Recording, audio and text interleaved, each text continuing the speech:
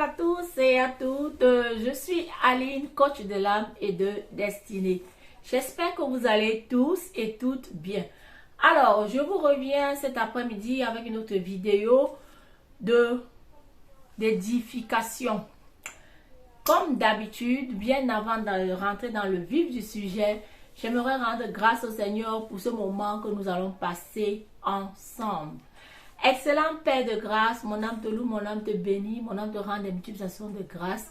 Seigneur, je te prie de disposer les cœurs de tous ceux et celles qui vont me prêter leur attention, que cette parole puisse leur booster, que cette parole puisse leur fortifier et que toute la gloire et l'honneur te soient rendus dans le nom puissant de Jésus.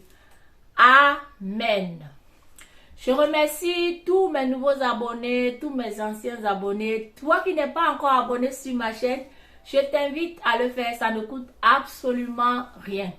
Alors, le sujet que j'aimerais partager avec toi, c'est tu es responsable de tes pensées. Oh là là, les amis, la guerre des pensées. Tout le monde fait face à cette guerre chaque jour qui naît. Riches, pauvres, nous faisons la guerre des pensées, nous avons cette guerre. Personne n'est à l'abri de la guerre des pensées. Nos pensées nous sollicitent chaque fois. Et nous devons être sélectifs vis-à-vis de certaines pensées, entre les pensées positives et les pensées négatives. Mon frère, ma soeur. Parce que tes pensées déterminent ton avenir. Détermine le niveau de ta joie, le niveau de ta paix. Comme je le dis le plus souvent, que ce n'est pas ce que les autres pensent de nous qui est un réel danger pour nous. C'est nos propres pensées, c'est ce que nous acceptons, c'est ce que nous laissons entrer en nous. Donc, j'aimerais t'encourager cet après-midi à contrôler tes pensées, à être sélectif vis-à-vis de tes pensées. Toute pensée qui ne te fait pas du bien, il faut la rejeter automatiquement. Et la Bible nous dit que les pensées sont comme un champ de bataille et c'est là-bas que Satan vient combattre avec les chrétiens. Toi, tu ne vaux rien. Regarde-toi, regarde ta famille. Tu es issu d'une famille pauvre. Tu ne seras jamais riche. Tu n'es pas intelligente. Tu n'as pas fait de longues études. Crescendo. Donc, nous devons faire très attention à nos pensées. Une pensée peut rentrer en toi et détruire, si elle est bonne, ou le plus souvent les pensées négatives. Tu es assis comme ça, assise comme ça, et les mauvaises pensées te sollicitent et tu t'assois, tu commences à cogiter, et tu vois comment la situation est en train de prendre forme sous tes yeux. Donc j'aimerais t'encourager à faire violence sur tes pensées. Oh, tu vois cette maladie, tu ne seras jamais guéri. Le voisin avait cette maladie, il est mort. Et les mauvais témoignages. Donc, nous devons faire très attention. Oh, tu vois ce business que tu vas entreprendre. Je connais quelqu'un qui avait fait le même business que toi. Ça n'a pas abouti. Et parfois, on est là. On acquiesce. On laisse rentrer ces mauvaises paroles en nous. Donc, j'aimerais t'encourager à veiller sur tes pensées.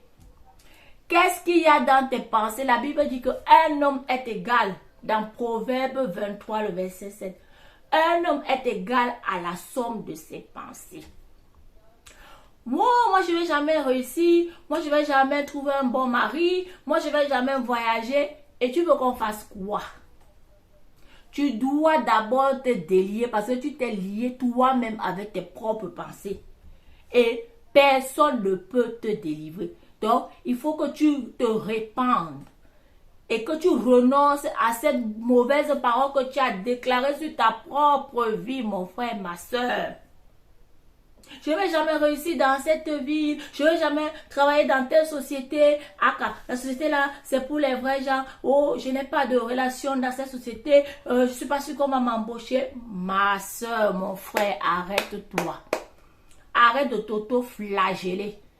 je t'encourage à veiller sur tes pensées. Là, le premier combat, notre premier combat là, c'est le combat vis-à-vis de nos propres pensées. Pas par rapport aux paroles que les gens déclarent dans nos vies, mais c'est par rapport d'abord à nos pensées. Qu'est-ce que nous pensons?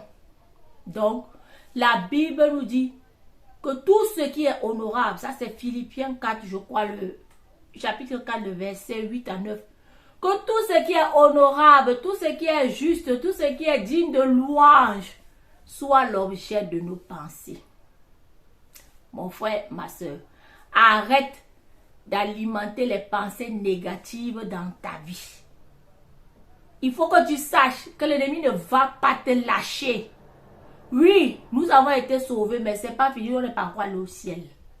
Dieu l'a dépouillé, mais il n'est pas mort.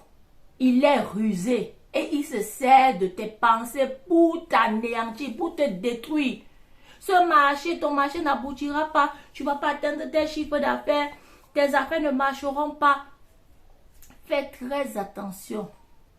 Jésus a dit que le voleur ne vient que pour égorger, dérober et détruire. Satan n'a pas de prisonnier de guerre. Nous devons faire très attention à nos pensées. C'est ce que je voulais partager avec toi cet après-midi. Vraiment, face à tes pensées, fais très attention à ce qui rentre en toi. Apprends à, commence à t'exercer à mettre les mauvaises pensées de côté. Ne les laisse pas venir diriger ta vie. Choisis toi-même les pensées qui te plaisent, les pensées où tu te sens épanoui, vaillant, courageux. C'est ce que je voulais partager avec toi. J'espère que cette vidéo va t'édifier. Mets-moi un like, envoie-moi un petit commentaire gentil, ça me fera énormément plaisir. Je te dis à très bientôt dans ma prochaine vidéo. Aline, coach de l'âme et de destinée. À bientôt. Bye.